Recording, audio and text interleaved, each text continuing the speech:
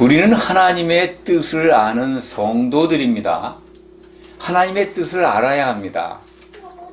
주기도문에 기록되어 있습니다. 예수님이 제자들에게 너희는 이렇게 기도하라고 가르쳐 주신 기도문 속에 하나님의 뜻을 구하라고 일러주셨습니다.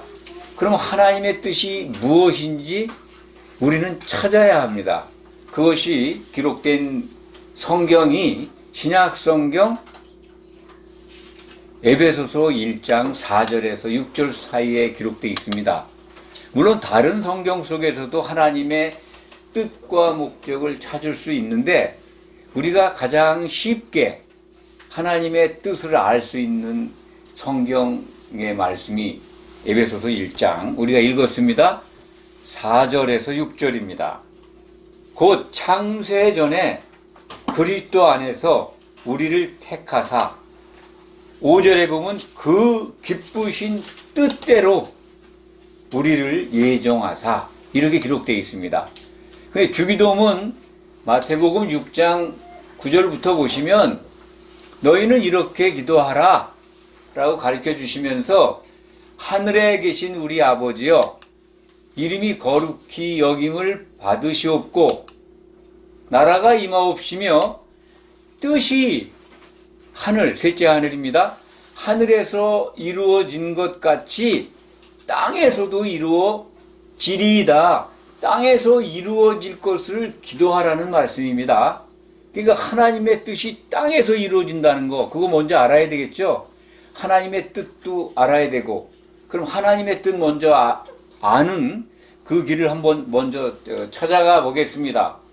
하나님은 창세기 2장 24절에서 하나님의 의지를 표명한 선언하신 그 말씀을 선포하신 게 있습니다.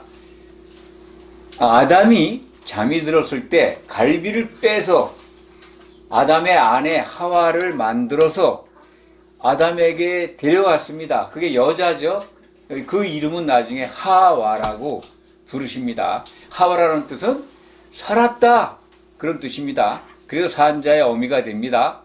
그런데 그 아담의 아내가 나온 경로를 보면 아담이 잠들었을 때 갈비를 빼서 만들었다고 기록되어 있습니다.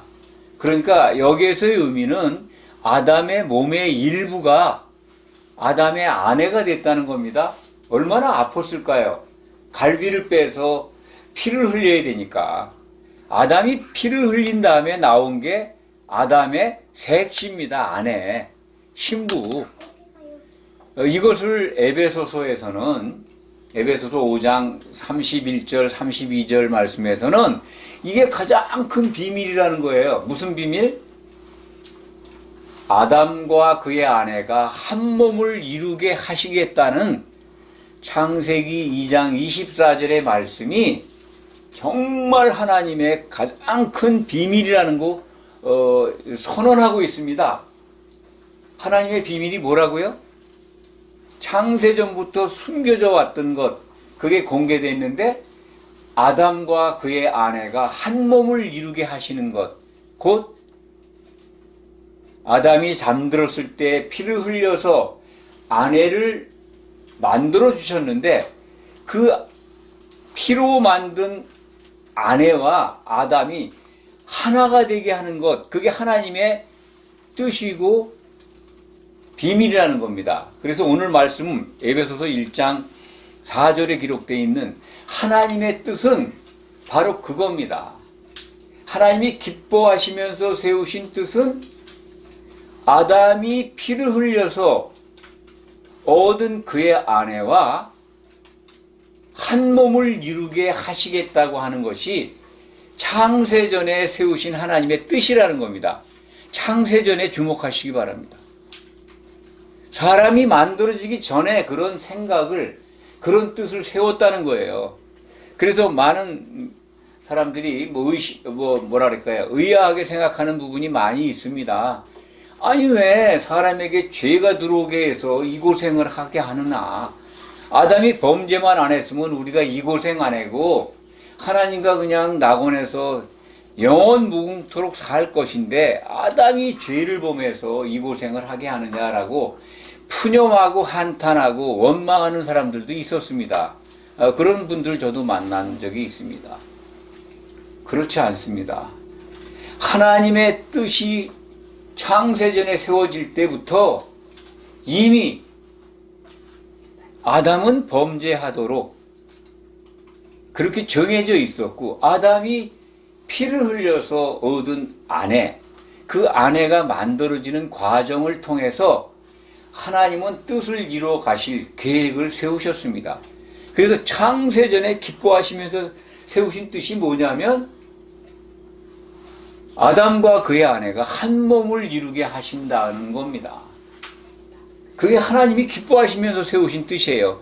그렇기 때문에 에베소서 5장 31절, 32절을 우리가 기억한다면 아담과 그의 아내가 한 몸을 이루게 하는 것과 같이 그리스도와 교회가 한 몸을 이루게 하시는 것이 하나님이 창세전에 세우신, 그것도 기뻐하시면서 세우신 뜻이고, 그것이 하나님의 가장 큰 비밀이다. 하나님의 뜻을 알면 우리의 신앙생활이 그야말로 헷갈리지 않습니다. 엉뚱한 데 가서 헛수고하지 않습니다. 지금 교회가 거의 태만이 넘도록 많은 사람들이 헛수고하고 있지 않나 그런 생각이 듭니다. 하나님의 뜻과 목적을 오해해요. 잘못 알고 있습니다. 대부분 그냥 하나님 나라의 확장을 좋아하시는 걸로 알고 있어요. 그래서 그냥 무턱대고 교회만 들어오면, 등록 교인만 되면 전도 목표를 부여하는 겁니다. 하나님의 뜻 속에 그게 있습니까? 하나님이 기뻐하시면서 세우신 뜻은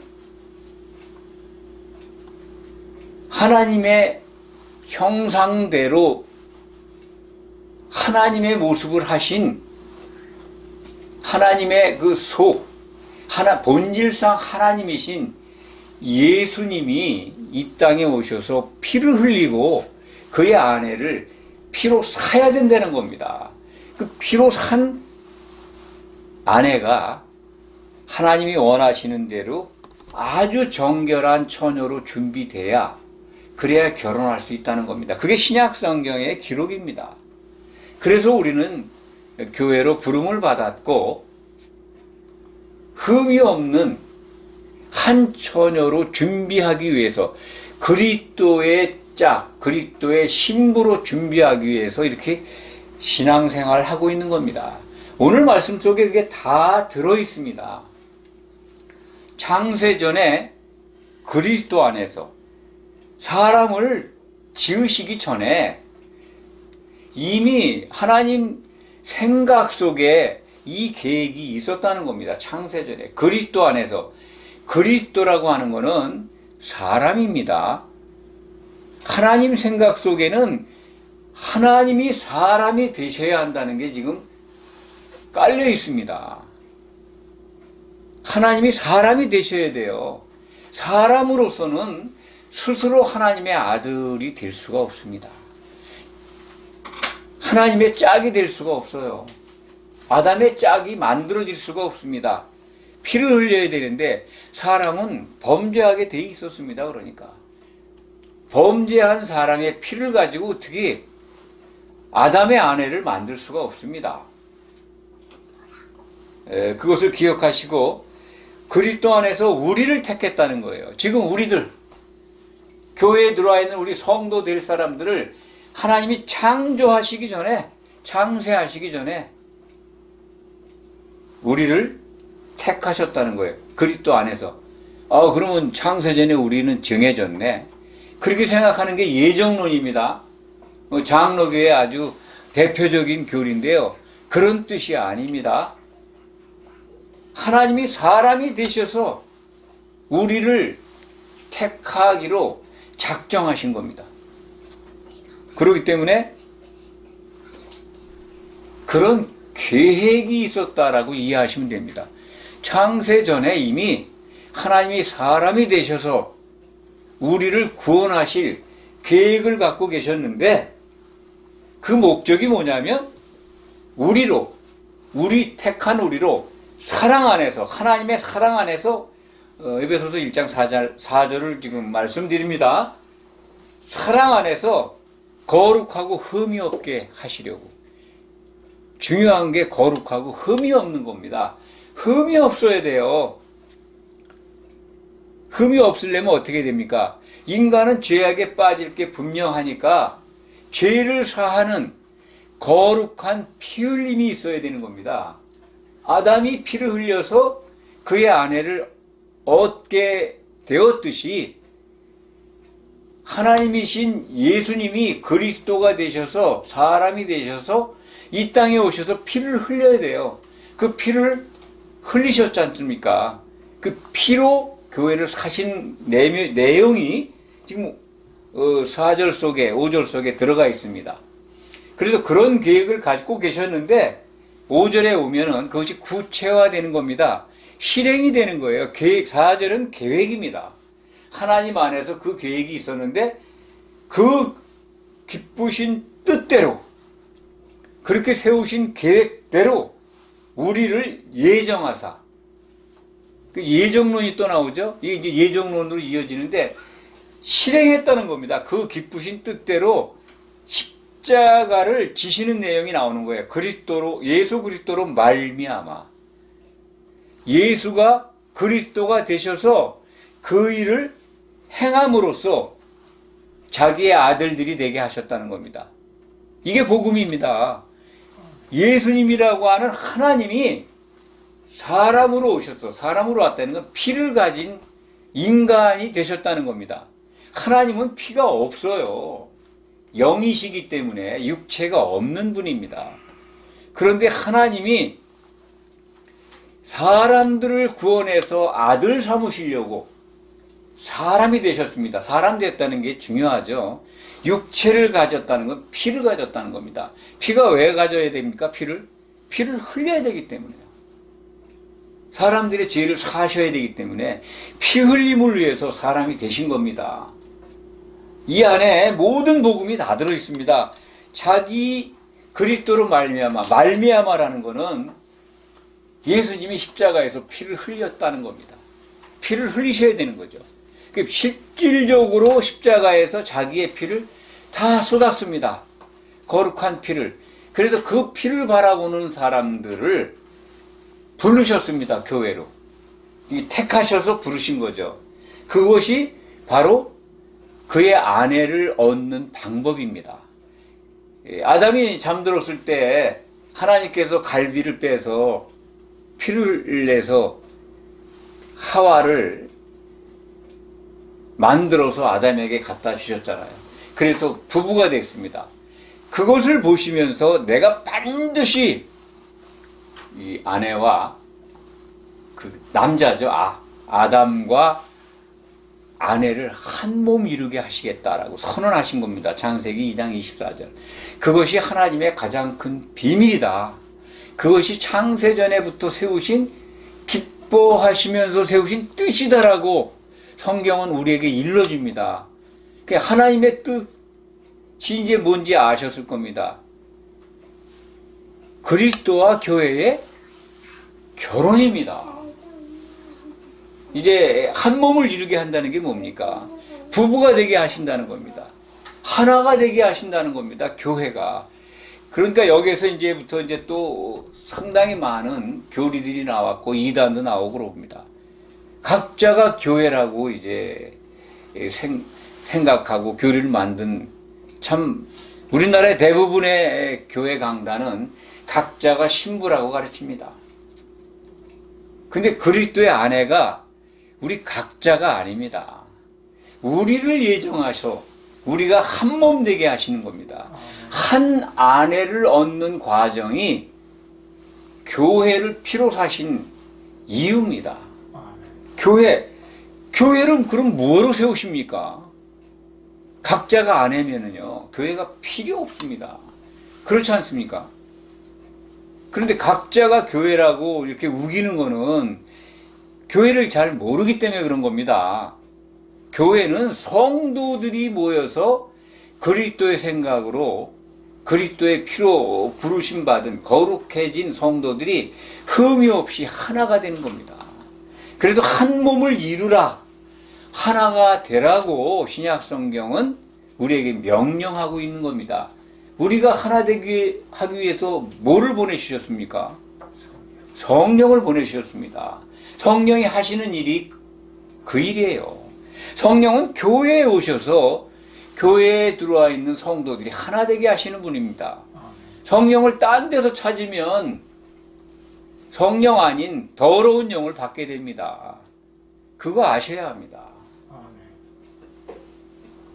그래서 오늘 말씀 보면 예수 그리스도로 말미암아 십자가를 통해서 피를 흘리심으로써 그 피를 바라보는 자들에게 자기의 아들들이 되게 하셨다. 하나님의 아들들이 되게 하셨습니다.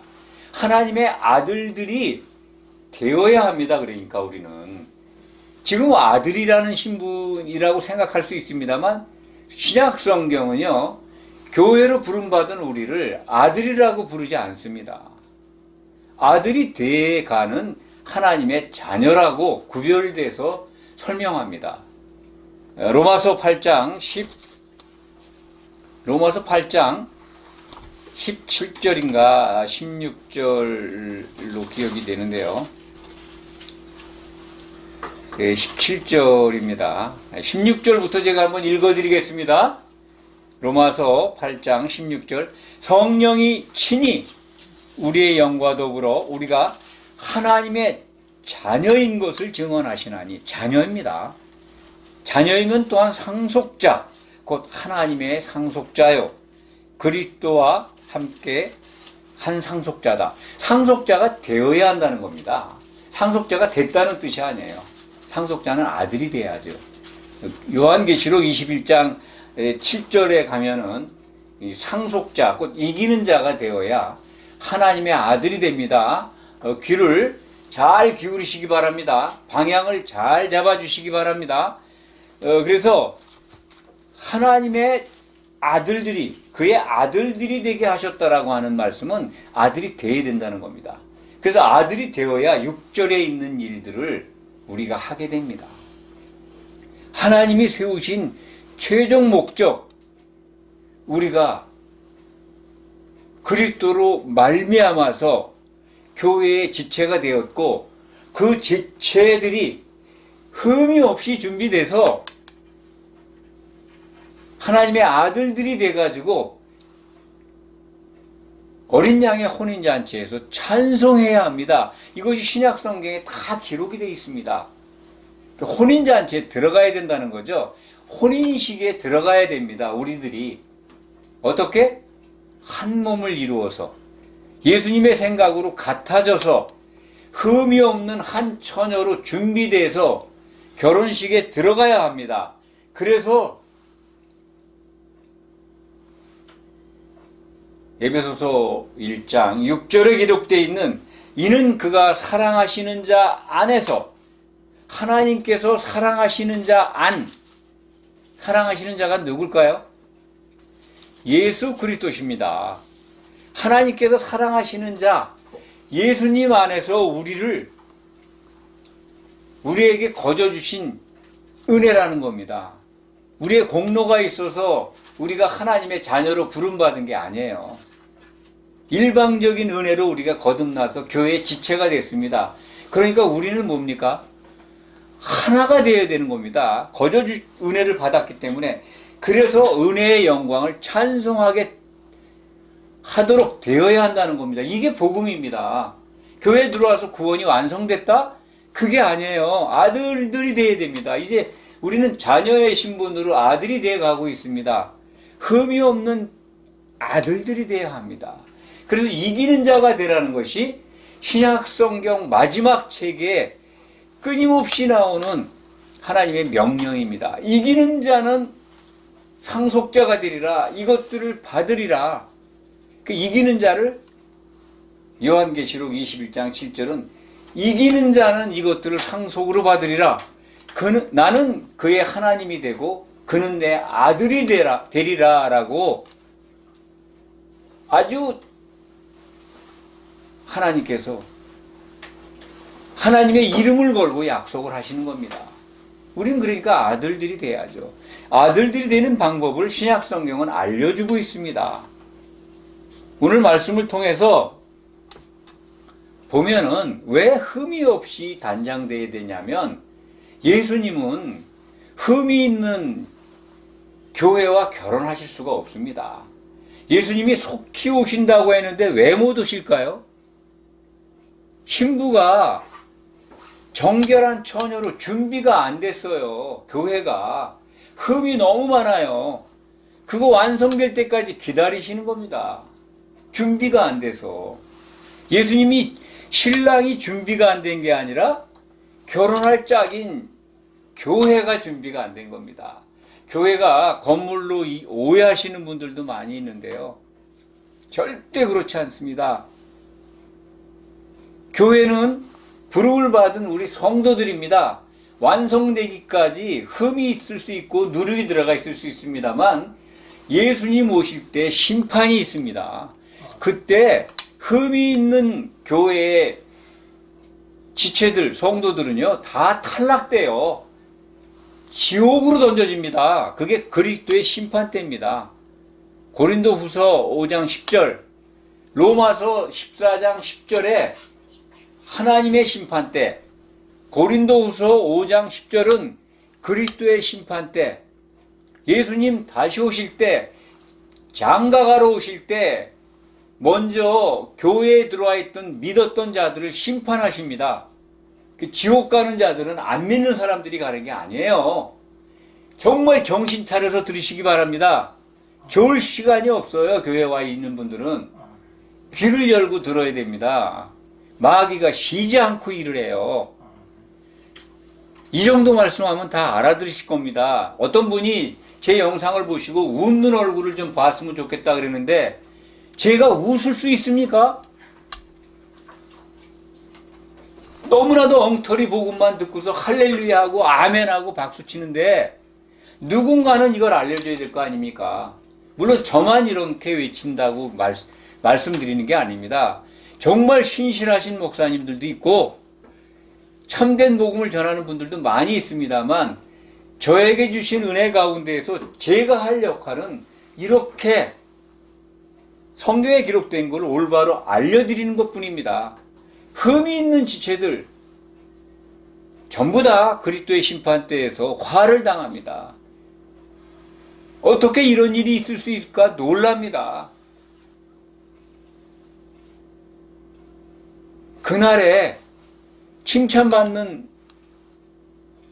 성도들, 곧 기름을 준비한 성도들, 흠이 없이 성도들이 예수님의 생각으로 한 몸을 이룬 자들은 찬송을 하게 되지만 결혼식에 들어가서 흠이 있는 하나님의 말씀을 무시하고 세상의 것들을 좋아했던 사람들, 기름을 준비하지 않은 미련한 처녀들 같은 염소로 분리되는 자들 다 화를 당합니다. 지옥불에 던져져요. 불지옥에. 불이 섞인 유리바다라고 요한계시록은 기록하고 있습니다. 그런 환난을 당하시겠습니까? 그들은 애곡해요. 통곡하고 있습니다. 예수님도 마태복음 24장에서 내가 올 때 나를 만난 자들 중에서 통곡한다고 그래요. 요한계시록 1장 7절의 말씀도 예수님 오실 때 애곡하는 자들이 너무나 많다고 기록되어 있습니다. 그러니까 교회에 들어와 있는 분들 다 휴고되면 구원받는다고 가르치는 분들이 대부분입니다. 휴고가 곧 구원이 아닙니다. 하나님의 아들들로 지금 교회에 들어왔다고 확정된 게 아닙니다. 아들들 되게 하셨다라고 하는 걸 오해하지 마시기 바랍니다. 아들이 되어야 한다는 겁니다. 지금은 자녀예요. 자녀에서 머무르면요 혼인잔치에 못 들어갑니다. 그거 꼭 명심하시기 바랍니다. 그래서 오늘 말씀을 정리하겠습니다. 하나님의 뜻이 뭡니까? 그리스도와 교회의 결혼입니다.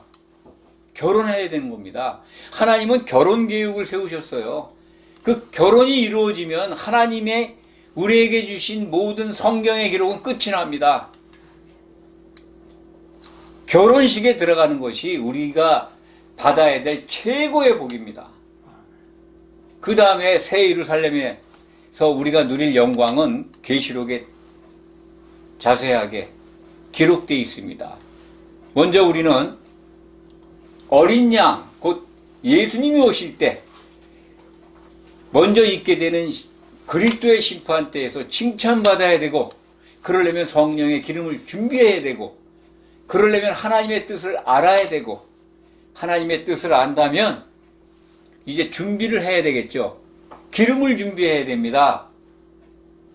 예수 천당 불신 지옥으로 구원이 완성된 게 아니라 교회로 들어왔다면 이제부터 정신 차려서 기름을 준비해야 됩니다. 성령을 함께 마심으로써 예수님의 생각으로 같아져야 됩니다.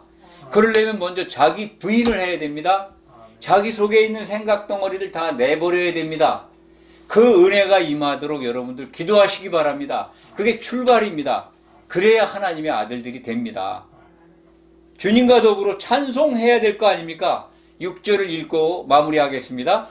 이는 그가 사랑하시는 자 안에서 우리에게 거저 주시는 바 그의 은혜의 영광을 찬송하게 하려는 것이다. 아버지 하나님을 향해서 할렐루야 찬송을 해야 합니다. 이 복을 놓치는 그러한 불행이 없기를 간절히 소망합니다. 기도하겠습니다.